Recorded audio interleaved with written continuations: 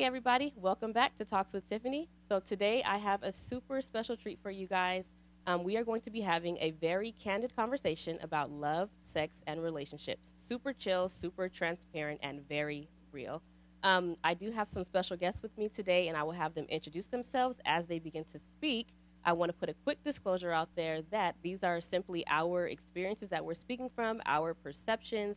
And with that being said, we are not speaking for the entire male sex, nor are we speaking for the entire women's sex. So let's go ahead and get into it. My first question for the day is, what is it about your spouse that will keep you attracted to them and that will keep you from looking elsewhere? So whoever wants to be the first to jump in, go right ahead. I'll be the first to jump in. And I'll also be the first to say, I do speak for all men. I was about to say that. Come on, yeah, what is it about your spouse that keeps you Yes. from... What is it about your spouse that will keep you attracted to them and that will keep you from looking elsewhere? I think for me and my spouse, I feel like it's her personality and the way that it jives with mine's. I have dated, been out there, and had formal relationships, casual relationships, but it's something very special and different when you're dating someone who... I always tell people sometimes I forget I'm with my girlfriend because I just feel like I'm with my homie. You know what I mean? And it's something special about that, and it's not common. It's not always that you are dating someone who you feel like you're just with your best friend when you guys are out. You know what I mean? And so I think that's the main thing that keeps me just grounded and not phased by a lot of...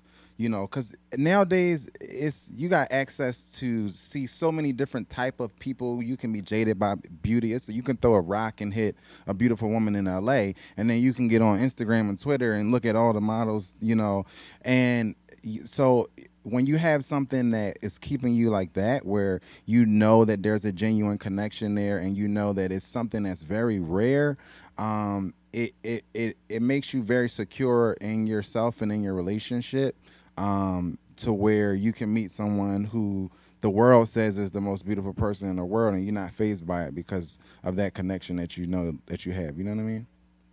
Anybody else? And just to kind of piggyback on that with this question, obviously if you're dating the person, it's because you started off kind of feeling, like you said, vibing, you guys are friends. And then when it kind of changes, what is it that causes that change from you guys going from friends to now, okay, I'm kind of starting to look for something else? Is it something specific that happens, or does something take place? Does the girl do something that kind of makes you think, okay, you know what, I'm not feeling this no more? What's up? I'm Giovanni Watson, by the way. I think with my particular, because I'm single, and this man has been in my life through two of my prime relationships that I think are two of the best women I've ever had in my life. But in my past relationship, it was the communication, the lack of communication that she didn't have, and she admitted that. She always said that she wasn't good at communication, but I'm always the one that's good at communication. If it's writing, if it's telling how I feel, and also I think just not to put it all on her, on my part, it was a sense of when things started to change was when I got comfortable, starting to get comfortable. I knew she was going to be there. I knew she was going to, I knew she wasn't going nowhere. So I think when you put those two aspects together, her with her lack of communication, not telling me how she's been feeling, which led up to the breakup when, by the time we broke up, it was this long list of reasons why things that's been built up for over a year, then why you just didn't communicate that with me to give a chance to change or fix it. And then with me, it was the level of comfort, not taking the time out, not spending the quality time, or, coming home 2, 3 in the morning. Every day was, I'm going with the boys day. So when you put those two things together, it creates this recipe of disaster of feelings start to change towards each other. And yeah. What does a woman need to do in order for her man to trust that he can tell her things without her overreacting? Nothing. I'm not going to get mad.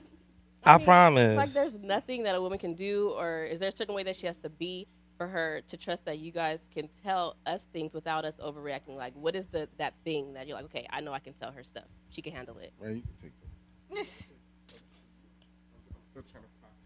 I mean, I think for me, I think the proof is in the pudding. So it's one of those things where you have to go through something, and then actually experience having to tell her something and seeing her reaction from it, and then from that being like the starting point, because I think that type of experience going wrong is what turns that line of communication off, where it's like, yeah, I know this is why I can't tell you nothing, because you know what I mean. Like, you don't want to have that. So I think just actually going through something and having to actually communicate those things, and seeing that, okay, her response, maybe it wasn't as bad as I thought it was going to be, and then you feel more comfortable next time going back to her and saying, this is what's happening. You know what I mean? But it also depends what it is. I mean, I can only speak for myself. I had anger issues.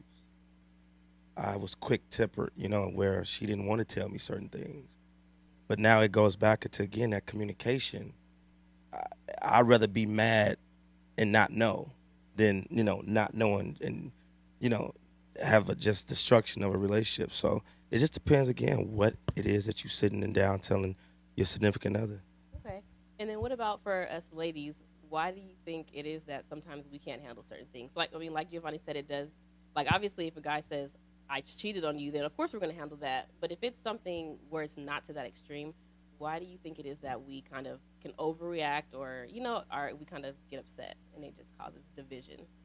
I think sometimes the overreaction sometimes from a lady's part has to do also with your security within yourself. I think that's the biggest thing on reaction. And then also remembering that you're in a relationship, you're growing, you're getting to know each other. And I think sometimes we don't give, or I could say in the past, I may not have given him the past. I'm still getting to know you. We're learning each other. And so we have these high expectations that aren't unspoken. And so then when something happens, this major reaction comes out. And then a lot of times, when I calm down, I'll be like, dang, it wasn't even that serious. But I overreacted because I had all these expectations that I didn't tell my man that I had. That is so good. I'm so glad that you brought that up, Mona, because it's one thing that me and my husband always talk about is you can't get mad at someone when you're expecting something from them when you've never told them what you're expecting. So, for instance, if Ray, he wants his dinner ready every night at 6 when he gets home, but if he never told me that and he comes home one day and dinner's not ready and he's like yelling at me and he's like, where's dinner? And I'm like, you never told me that that's what you expected. So we can't assume that our spouse or significant other can read our mind. You have to communicate those expectations. You have to tell them what it is, and it goes back to what Giovanni said, which is communication. You can't be afraid to communicate, to your spouse what it is that you want, because we're all raised differently. We all have different perspectives. So it's okay to have expectations as long as you're not beating your spouse over the head for not meeting them when you've never even told them what you want. So. I think that listening is very important, though, because I think that we all talk and share our emotions and things so much that sometimes you can get caught up in the moment and not hearing actually what this person is saying. So I like to probe. I ask real probing questions. Like, he knows, I'll ask one question, then I'm like, okay, well, what color did they have on? And what shoes did they have? I want to know it all. You know what I mean? Because I'm listening to you. And that's what they say, isn't that the reason why, Erykah Badu, keeps her men? They said, her secret is that she just listens, Because sometimes it's hard for men to be, especially black men, I feel, to be vulnerable. So when they're in a safe space and they don't feel like they're being listened to, that could be an issue as well. And that's a reason to stem off and maybe talk to somebody else or something, just because you're not met with ease, Great points. You have something to say, babe? No, that was good. Okay. Okay. So our next question: how can a woman know for sure that she is whole and complete so that she does not go into the relationship looking to get that from a man? So, what are some signs for my ladies? What are some signs for a woman to know that she is whole, that she's complete, so she's not expecting the guy to give her certain things that he can't give her. And for the men, what are signs for you guys that you can tell when a woman is whole and she's complete, she's secure, she's confident? So I can't tell you when she full and complete, but I can tell you when she holding on to some drama. I can tell you when she's still hurting, dealing with some past demons, because that stuff is obvious as well too.